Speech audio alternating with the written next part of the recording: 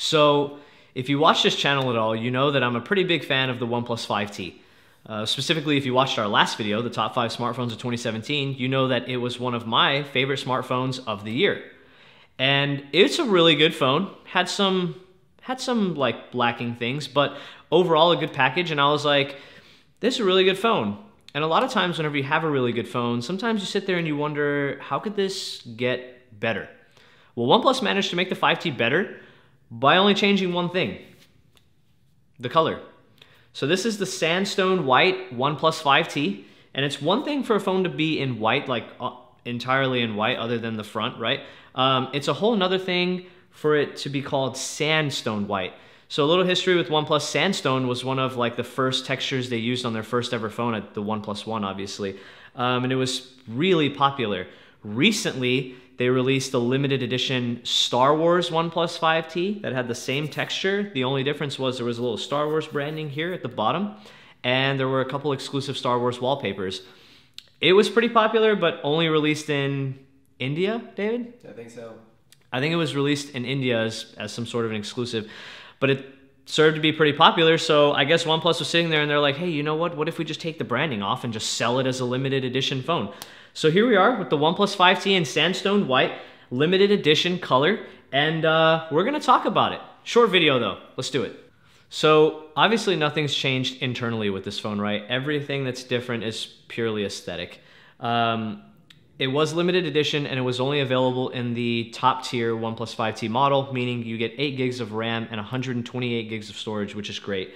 OnePlus also made some interesting changes around the edges of the phone and some slight hints of chrome, which actually accent the Sandstone White really well. The big catch about this phone, obviously, is the texture. It's unlike any other phone I've held before, and that comes without a skin, that comes without a case, which is really cool. We actually have the iPhone 10 and the Pixel 2 XL, and we're gonna kind of get the phones close enough to the mic, and I'll run my fingers over them so you guys can hear the difference of what it's like whenever you run your hands on the phone, just to kind of get an idea of what it would be like to hold it. It really is something awesome.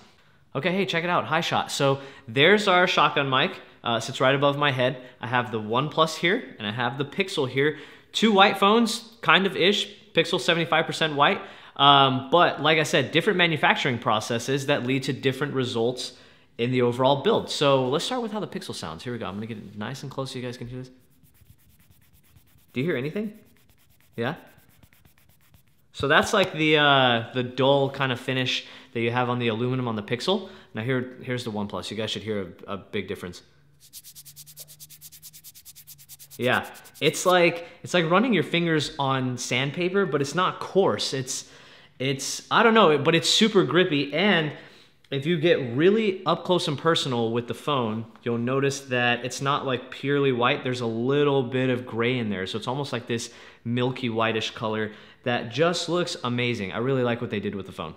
Small details. The phone's got a lot of them that really tie the overall design together and make this one of the best looking phones I've ever seen, like I said in the beginning of the video. We'll start with the black accents. So they have the dual SIM tray, the power button, and the volume rocker accented in black, which goes well with the fact that the display is black and the camera housing is black. That looks really good. Chrome. There's quite a good amount of it on this phone. Starting off with the fingerprint sensor, there's a chrome ring that runs around it, which looks really nice. There's chrome around the, I believe that's a dual tone LED flash. There's a chrome outline around the black display, which looks really good. And then on the bottom of the phone, there's chrome around the USB Type-C port, the speaker port, and the 2 Torx screwdrivers. So there's chrome around that as well. The logo looks to be chrome. It might not be though. It's kind of tough to tell under this lighting. You guys will obviously see it. We're gonna take a shot of it, but it's definitely not the same type of logo that was on the Midnight Black OnePlus 5T, obviously because this is a much lighter phone. And the last small detail, which is by far my favorite, the alert slider is freaking red. It ties in really nicely with the default wallpaper that's on this phone. The stock wallpaper on it has black, it has red, and it has hints of silver in there. So every single design element on this phone fits with the front display. Everything just ties in really nicely, and that red alert slider is dope.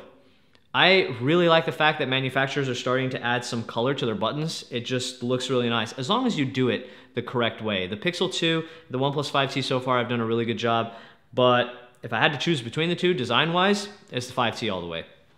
And like I said, everything else about the phone is identical to the Midnight Black version. You get the same selfie camera, the same display, you get the same dual camera system on the back, the same battery. You guys get it. Everything else is the same. It released a couple weeks ago for $559 on OnePlus's website, but like I said, special edition, limited quantities.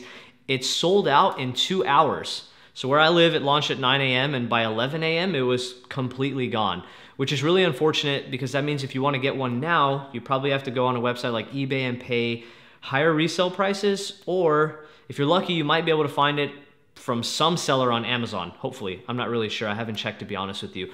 But let's say you do pay a couple $100s extra for the phone, you're still only paying like $700-ish, which is still a lot cheaper than a lot of flagship phones are going for these days. So all in all, I'd say you're still in pretty good shape. If you do manage to find one for a good price, I'd say go for it. You're definitely not gonna regret it once you get your hands on it. And that just about does it for this video, guys. I hope y'all enjoyed it. It was a quick one, I know. Be sure to hit like and subscribe, and I'll catch you guys really soon. Peace. So yeah, I was at the four-way stop sign, and there's a car on the left just crossing the intersection, and I'm stopped, like I'm completely stopped. And then I look in front of me, like coming the opposite direction on that four-way is this guy in like a Chrysler. It wasn't like a minivan, but it was like a larger SUV. You know what I mean? And I look at him, and he's just flying, and the speed limit's like 35 on the street, and he's going like at least 50.